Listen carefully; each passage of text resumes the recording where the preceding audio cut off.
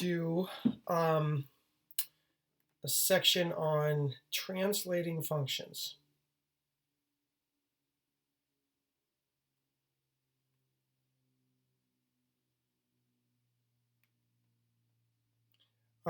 So the key with the idea behind translation is really a movement or a change of the function. So when you think about like a translation of functions, it's a movement or change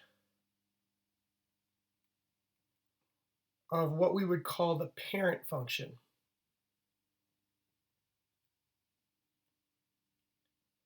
So when you think about like moving it, you could move it to the left, you could move it right, you could flip it, you could shrink it or widen it. So those are all the things you possibly could do. We're first going to talk about what do we do to move it left and right. So if I go back and I list the things that we can do, we can move it left or right. We can move it up or down. We can flip it. That's reflecting it. We could and we could also shrink or enlarge. Oops, sorry. Handwriting got a little bad there.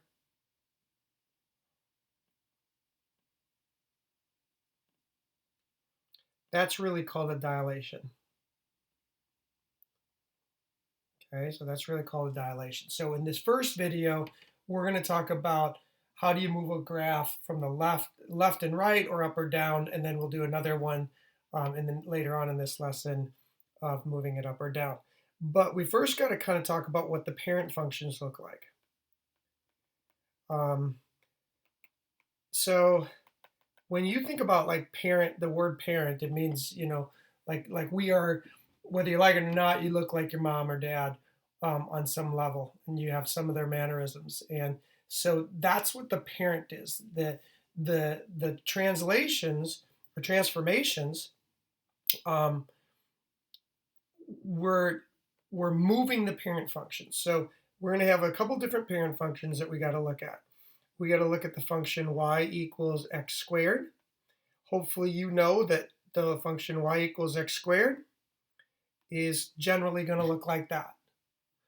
You should remember from advanced algebra that y equals x cubed is generally going to look like that. You should maybe remember that y equals the absolute value of x is going to look like a v. It's going to look like that.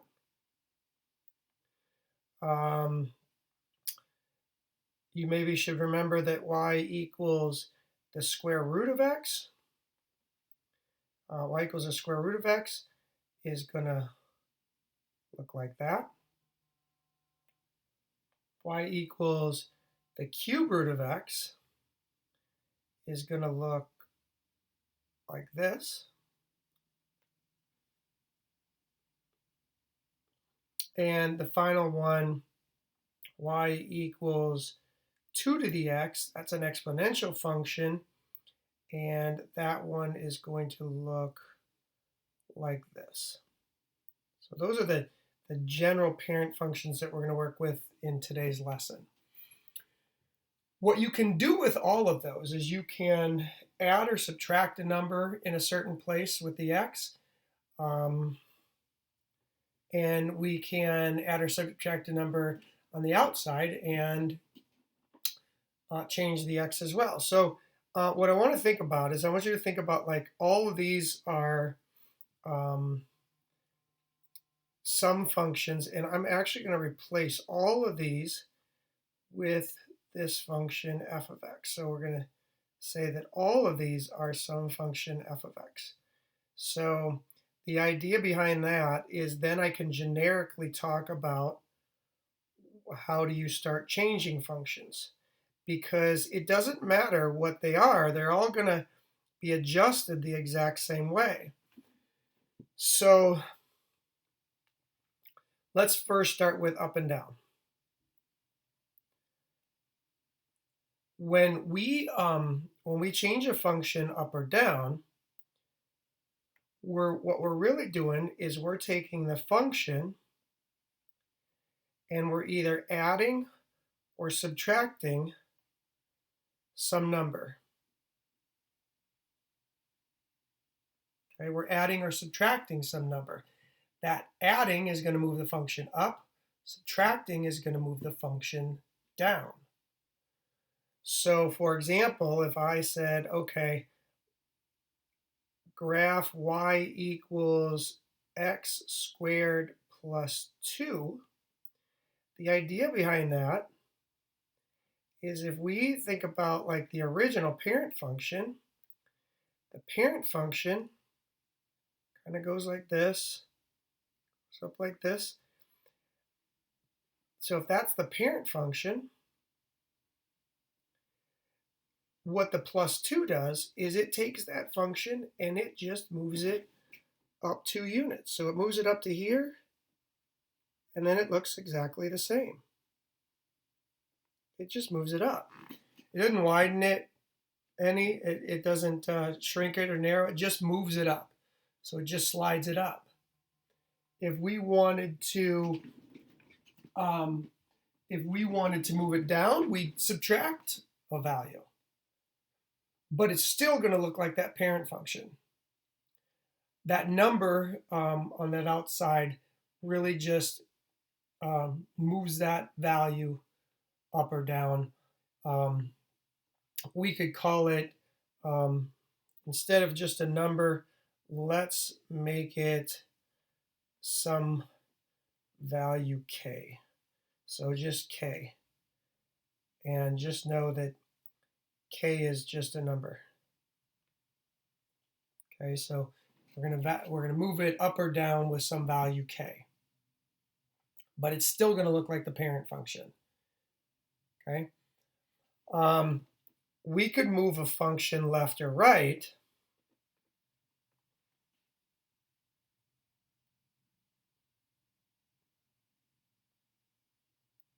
Left or right by putting a value in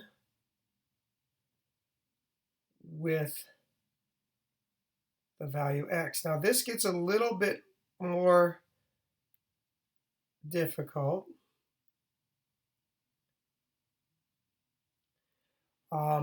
Where if you have f of x minus h moves it to the right, and f of x plus h moves it to the left. So it's a little counterintuitive in that sense. So what I mean by that is, let's say I have a function, for example, I say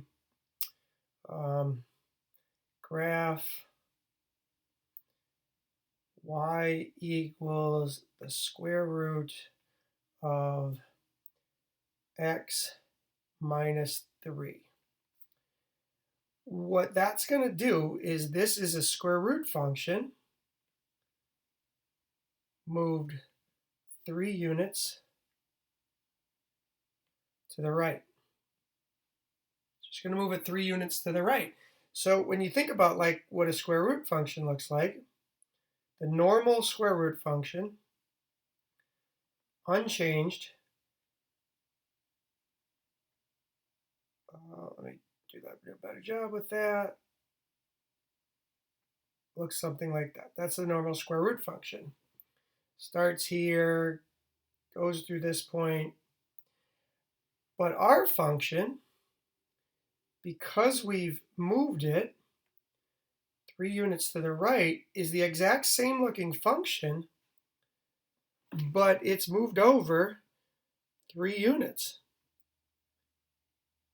So it'd look like something like this. This is the square root of x minus 3. We could graph a function like y equals the absolute value of x plus 2. But this one is the absolute value function moved 2 units left. So the idea behind that is, if you normally think of an absolute value function, the absolute value function starts here, it goes out this way, starts here, goes out this way. There's the absolute value function. So when we play around with this new function, and if we're going to move it 2 units to the left, we're going to graph this function so it goes out. It's the same function, but this one is the absolute value of x plus 2. So up or down, you're adding something or subtracting something at the end. Left or right, you're putting it inside with the x. Give some of those problems a try.